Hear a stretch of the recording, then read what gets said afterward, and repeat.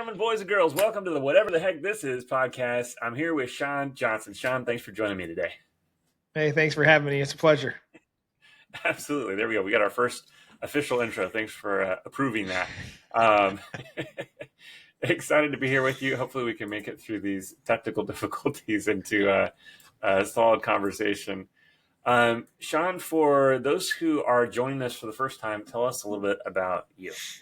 Yeah, let's see. A little bit about me. I've been in business or business owner for probably about 16 years now. From full service car wash to property management companies, have scaled and now exited. Then my wife built a property management trust accounting company and exited that, sold it to Rentvine. So we've just been really into the space for a long time. Now I focus on helping property management companies solve the job portion. Like, you didn't start a business to create a job, you started a business for freedom. How do we do that? We do that by scaling profits and creating wealth. And that's what I love about property management. It's so good at being the gateway drug to really cool real estate.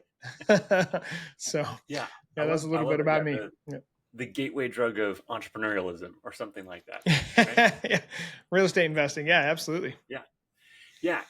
I'm curious, what kind of took you guys initially into that world of property management and real estate? Because you've been a long time investor, right? But doing management, that was a different gig, right? Yeah, definitely was. Like, when I was 20, bought the first house, sold it in 2 years, didn't do anything. And this was right before the 2008 bubble. I sold it in 2004 and it just made a big pop of money. And I was like, wow, this real estate thing is really cool. Of course, that was an anomaly, right? That's not normal, but it definitely got me interested into real estate. And so then I set a goal. I want to own 3 rental properties by the age of 27.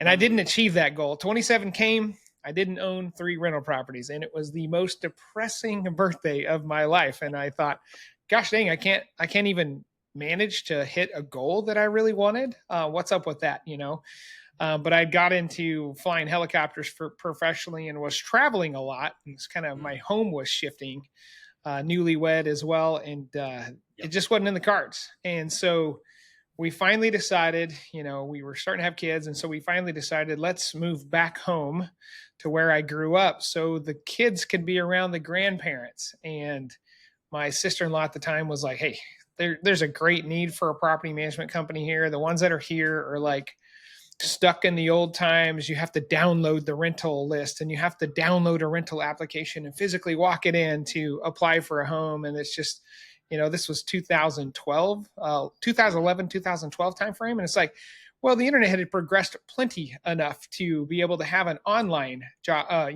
rental application and online listings. And so we were like, we got to disrupt this little market, very small tertiary market. And it just, it was ripe. It was time to really do that. We blew up really fast. And that's kind of how we got into the PM space. Nice. What an entry. I love it. Now, I'm curious, if you look back at those early days in the business, right, you've spent a good deal of time in this space now. What are some of those early mistakes that you made that have kind of colored your perspective on the business world now? Yeah, the major ones. Mistake one is I wish I would have hired an executive assistant way earlier on. Ooh, okay. Tell me more. That is, I think, being able to have somebody to help you free up your time, your mind space to do the big stuff, the big vision, the big movements in a business is so vitally important. And most people do not hire for that position. And number 2 is I really wish I would have systematized earlier. Everything was in my wife and I's head. And so every time we hired somebody, it was difficult to then just move it into a process. And that hits a roadblock, or at least a speed bump in scaling. We were scaling really fast. How do we move the hiring process into a more systematized approach? And that was really challenging for us. So we worked hard to get that crap out of our head and into a system, the process. We had Appfolio back in the day. And so it was like, how do we teach somebody else to do this? And it was not going to it can't be us all the time. It can't be us making every decision. And that's exhausting for a business owner. Yeah. So EAs, building processes. What else? What are some of the other things that are kind of the lasting philosophical changes? Because what I'm hearing is delegate sooner, build systems faster. What are some of those other kind of nuggets of, if I was to say, Shawn, let's go start a business, you'd say, all right, here's the 5 things that we need to do right now. Yeah, the next one I would say is that you should act like you know nothing. And so, therefore, every single person that you encounter should be an opportunity to learn something from, Love whether that. it be a client, a customer, a vendor, but even, colleagues within this space. We, when you scale fast, you've kind of you think you kind of have it figured out, but the reality is that you don't know anything. And just being a sponge on all the opportunity of learning, super huge opportunity there. The next one I think is to probably map out what you want your company to look like 2 years down the road, and then hire for that. The company that you have at the very beginning, I found like it's not going to be the company you will have 5 years down the road. So to have some kind of short perspective of what it will be, or at least what you think it will be, and then not be afraid to adjust quickly to that, because you can't predict it, but at least have a vision of what you want it to look like and what kind of lifestyle you want that business to provide for yourself. I don't know that I had a clear vision, because as a matter of fact, my wife and I thought, well, if we could just get to 150 doors, it'll provide a good lifestyle. I was flying helicopters at the time, and I'll just keep flying helicopters. And I had this really cool schedule. I worked 7 on, 7 off, and I could technically do both. We didn't have a clear picture of what that looked like. And so once we hit the 150, we were certainly not content with that. How do we scale this bigger? And we just kept rolling with the punches. Okay, so I want to jump on something you said there for a minute and have you expand on it, because I'm in this boat, right? When I look at a lot of my clients, I see people who have a lot of natural ability, right? Especially when they're a younger business, they have a lot of get up and go, right? They make it happen. They're pushing the envelope. They're pushing themselves to make all these things happen, and there's a lot of this reality of putting out fires, right? I've Mm, got 50 things to mm. do. Yes, I'm going to hire an EA, and that's going to help me expand my bandwidth. And yeah, I want to get more process oriented, and that's great. And yeah, I want to have a 2-year plan for what the business looks like. But there's a lot of the very real challenge of how do we pay the bills, right? Mm. And whether you're in property management or any other entrepreneurial pursuit, I think that's a reality. Even if you are working like in property management, you have the benefit of recurring income that you bring in a contract, and obviously they don't stick around for forever, but you at least have some level of, okay, maybe 70%, 60% of my clients are going to stick around for more than a year. You hope. Mhm. um, and so there's some cash flow that you can kind of count on. But how do you make some of those predictions about your growth over time and kind of where you want to be or where you think you want to be as you're in that early stage of a lot of ambiguity and lack of stability? Yeah, there's there's no exact science to that for sure. I think the biggest thing is to forecast and to set goals, and then to make sure that you align your goals with what you want that company to look like in the short term and then the long term. It's and then not be, I think, giving yourself some grace to that. So I didn't achieve the goals that I wanted to, but I'm still on track to do big things, or to hit these financial goals of the company and whatnot. I think like almost every business really struggles in that first 2 year mark. Most never turn a profit. And then once 2 years kind of happens, okay, we're getting a little bit more stable here. We can now see these profits. And how do I reinvest to elevate the company even better? And while taking a modest profit from it, if you will, to support the family. And it's like, the longer that runway of reinvestment can go, I think the healthier you can be, um, given that, the big, if it's non-contractual, for instance, like you're constantly chasing new clients, that's difficult, and look for ways to provide value first. I think it's always a relationship. It's always a how do I create value before it becomes the money, and the money will come. Mm, Or at least that's how I believe it.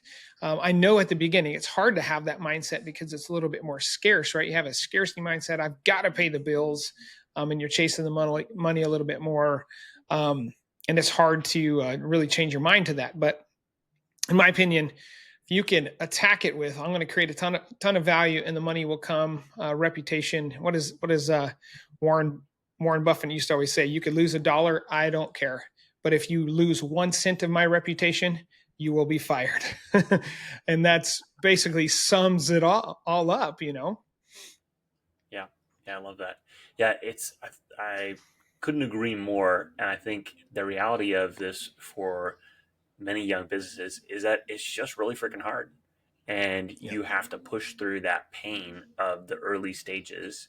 Just like you, I mean, as you said, maybe not even taking a salary for the first couple of years and just reinvesting all the money back in the business and building the systems before you take advantage or get the value out of the thing that you're creating, right? And yeah, it's just a reality of a lot of sacrifice early on to get to that point of seeing the long term returns, I think. Yeah, I think society just looks at the successes and they don't realize what it took to get there, and it's never easy.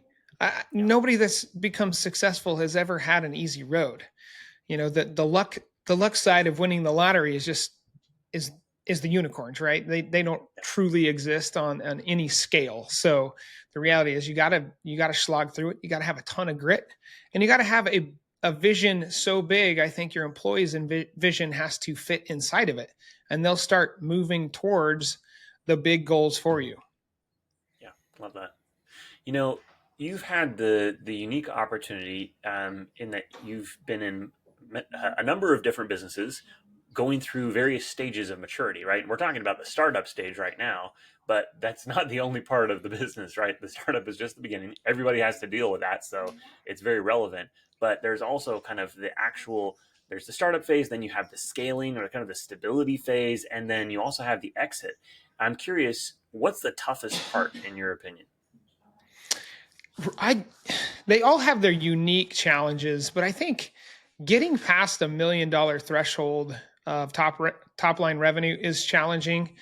When you hit the two plus, it becomes a little easier. It just changes. What happens Yeah. at that stage, or at least what I found, is it's a people play. It becomes a not a what question anymore. It becomes a who question, solidly a who question. So who is the people in the business that could take us to the next level? Because you've already figured out the what. You've already figured out the product, and the service that you want to provide. Now it's the people that can take us to the next level, and that's the toughest part, is because people are unpredictable, and they're certainly your biggest asset if you treat them that way. So I felt like that was the hardest piece. And you get the ultimate compliment, but it's also a challenge in business when you have those high level leadership style folks that you've hired, and then 3 years down the road they've gone on and done their own business or taken a better job than what you can provide, and that's an ultimately a compliment, but then it leaves a hole in the company, right? And so you're like chasing that next who again. Yeah, that makes a lot of sense. Just kind of being moving from the skill business to the talent acquisition business. Exactly. Yeah, that is a tough change. One that I'm still working on personally, but I'm excited to get to that point at some point in the future. Now, I'm curious. You kind of put a specific point, dollar wise, when when things changed for you in the business about where you started focusing more on the who than the what. I'm curious. Was there a point before that $2 million mark where you kind of reached a pivotal point in the growth where you started feeling those first effects of, oh shoot, I have to change now, me personally, and I have to change from this skill set that I thought was the important one to this whole new skill set? And if so, what did that look like for you? Yes, specifically in property management, it becomes a point where you're trying to lead a company and you're still managing properties. And the reality is like you really can't do both effectively. How do I hire somebody to manage these properties while I am focused on leading the people? And it becomes, if I can lead them well, they can do their job well without me doing it. And that's good leadership when they can take the reins from you and still move the company forward uh, by providing for that vision. They're still rowing in the right direction, and that was a pivotal moment. And I remember doing the BDM work, managing 300 properties, and then doing back end ownership. The ownership duties of the company, and I was like, whoa, this. I've got to change. Like, I'm holding my entire staff back. I'm holding the company back from me being too many hats inside the business. I have to make a decision. If we're going to move this company forward and provide the level of service we need to, then I can't be managing properties. I need to be leading the company. Yeah. Yeah, man. Such a tough move to make, but a really necessary one. Um, hmm, yeah, And I there's a lot think, to think like, about. just to go back to my first suggestion Yeah. is, hire an EA, an executive assistant. That is really that role for them to recognize, hey, you're getting pulled into the weeds here. And it's their job to really be that gatekeeper, that buffer to keep you out of the weeds so you can focus on managing and running and leading that company. Yeah, I think this idea of having an EA, obviously it's not a new one. People have been having EAs for eons. But I think it's something that still is worth talking about. Um, and I think the way that I consider the idea is that you're forcing accountability, right? I Yeah. don't know about you, but it's certainly been my experience that I have a lot of big goals. I have a lot of things that I want to accomplish. But as I do that, it's super easy to get shiny object syndrome and dive off to, oh, here's this other cool thing I could do if I just have the time. Or here's the other reality of like, I got to take care of my wife and my kids and, go to church Mm. and do the different 15 other regular life activities that are still need to be maintained. And it's super easy to lose focus and to get into all these other directions of things that are good, but can be distractions from the big goal. And I don't know, I think that idea of paying for accountability is something that is, people are still getting comfortable with that. I think, just my opinion. What are your thoughts on that? Paying for accountability. Yeah. I think a lot of people like to avoid accountability because it in internally just pokes flaws at yourself, right? Somebody keeping you accountable, basically saying, look, you got a flaw and you got to fix it. And that's tough for ego, right? The ego gets in the Yeah. way and like, whoa, hold on a second. I don't have any problems. It's everybody else. And I think when you mature as a leader, somebody that truly wants to do big things, you have to look, everything is pointed here first. And then you could solve the bigger problem because 9 times out of 10, it's the leadership that gets in the way. And then because like we're in control of it all, right? Even if it was a broken system, we control the system. We control the people. We hire the people to do the systems and so on. So we could point the finger at us first. It gives us the opportunity to actually see clear on what needs to be fixed. It's challenging though. I mean, that's not an easy task to do. It's easier to blame somebody else, you know? Yeah, it's frustratingly true. I'm a part of a mastermind group that I've joined recently called C12, a Christian businessmen's group, and um, I've really enjoyed getting to know the entire crew that's a part of this. But I've so appreciated the guy who runs the this particular mastermind because he's very purposeful about keeping himself in the seat of a facilitator, right? And his job Yeah. is not to do all the things and have the conversations, but rather to just stay just enough involved to keep the conversation moving in the right direction and to make sure that we as a team are being corporately productive and having the hard conversations that we need to. And I feel like I've learned a lot from him just in the short time that we've been working together already. But what are your thoughts on that in terms of like how much have you had to get out of the way of your team in order to get to the outcomes that you truly want? Yeah, I mean, the leader of your mastermind is somebody I would classify as a true leader, right? They are facilitating, they're putting up the boundaries, and this is where we're going to operate within. And now it's your job, and I'm going to coach you along. I'm going to mentor you into what we need to actually accomplish, but it's ultimately you that has to accomplish it. It can't be me. And if it was me, it's not only hurting me, it's not only hurting the company, but it's also hurting the employee, because those employee and most employees, I would say 9 out of 10 want to actually do better for themselves in life. And they can only do that if they are given the opportunity to spread their wings and make mistakes. They're going to make mistakes. So long as they learn from them, who cares if they make mistakes? And really, I think like one thing that separates successful businesses from those that are not is those business owners who are willing to just take risk, make a bunch of mistakes, and just iterate. Most don't want to take mistake or make any mistakes, don't take any risks, and they stay stuck because of their own ego, instead of just, make the mistake, move on and learn from it, and do it faster than anybody else. Make mistakes faster, and that's how you become successful most of the time.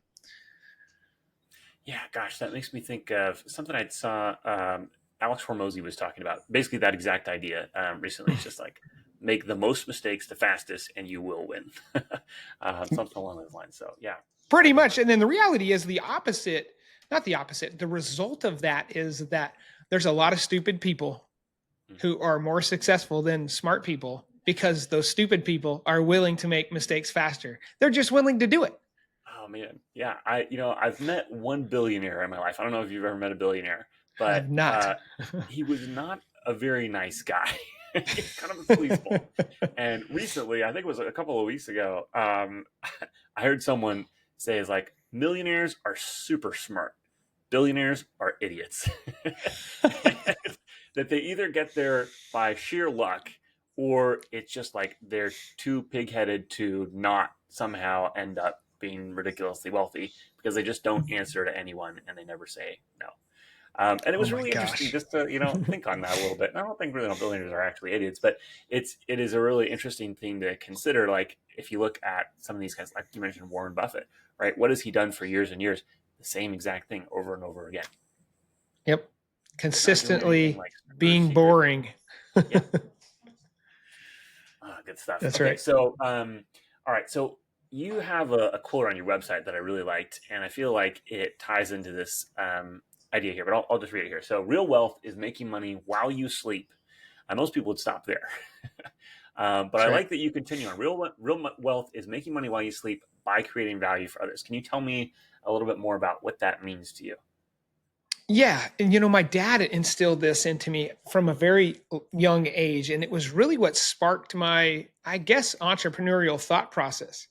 And he's like, Shawn, if you can learn how to make money while you sleep, you'll really never worry about money. But if you can do it by creating value, you'll feel good about making money, Mm, because you're improving other people's lives.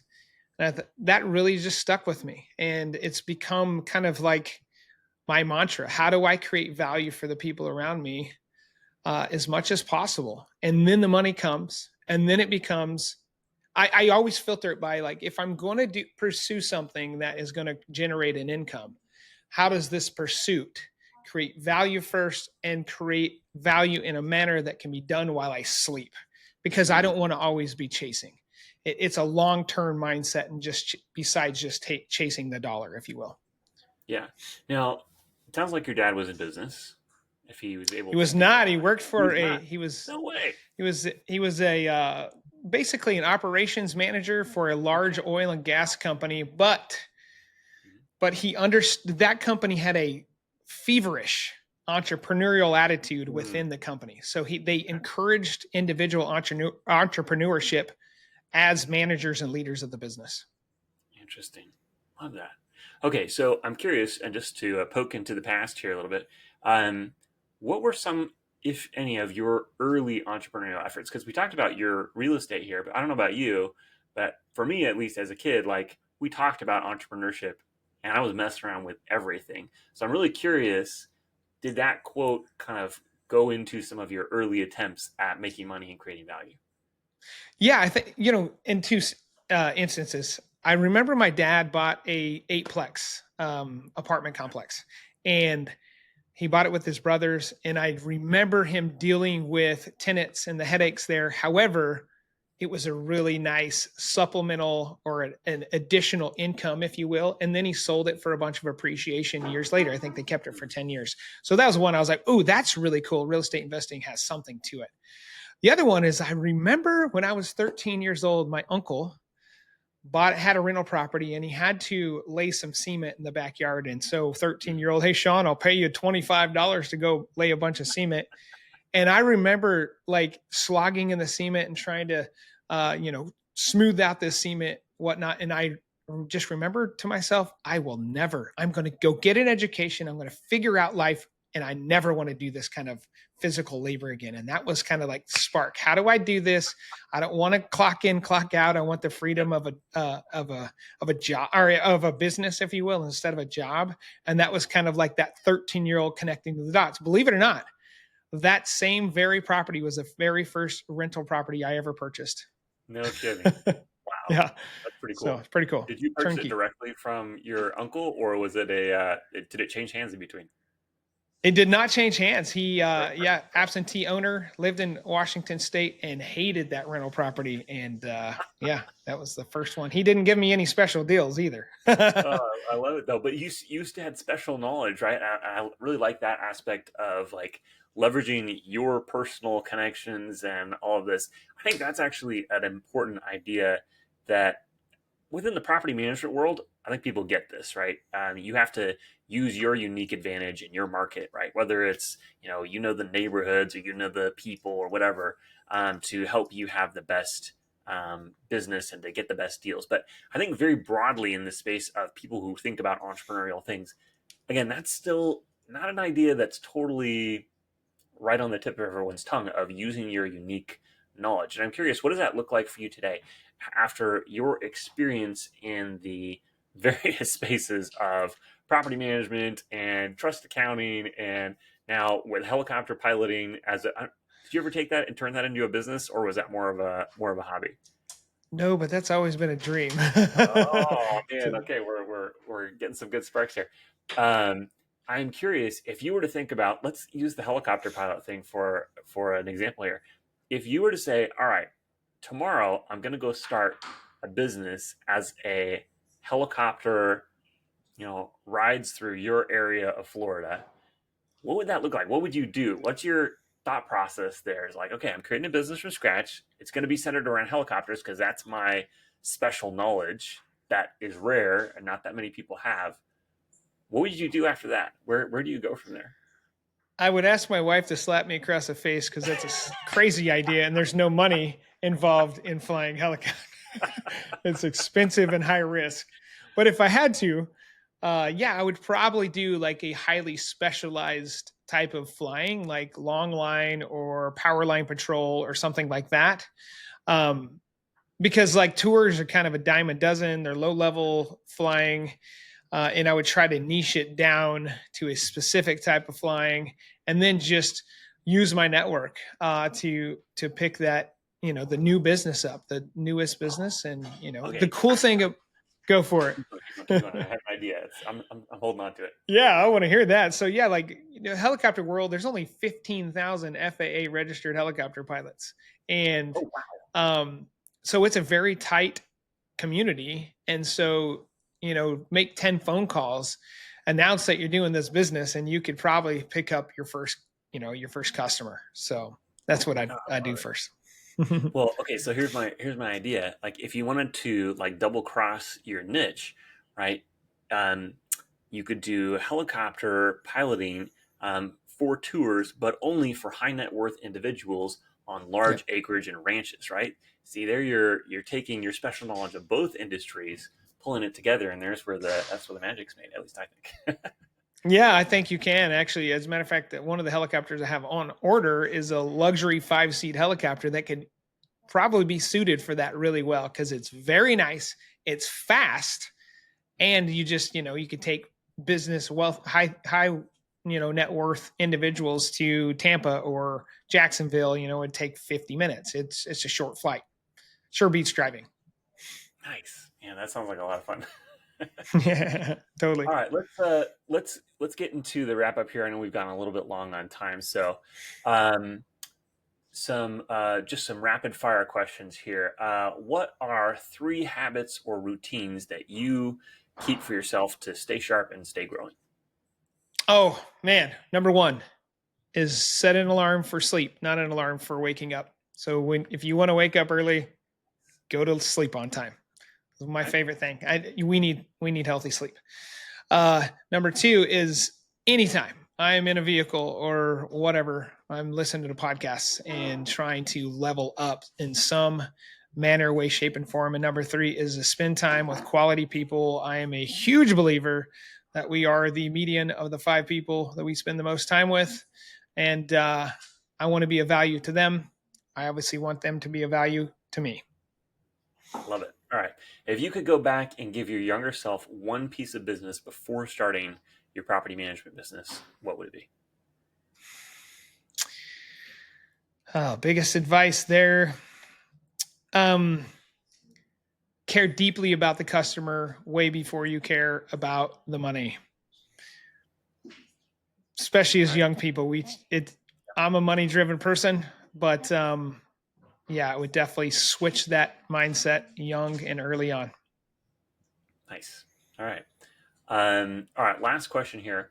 What do you see as the biggest opportunities for property management entrepreneurs in the next 5 years?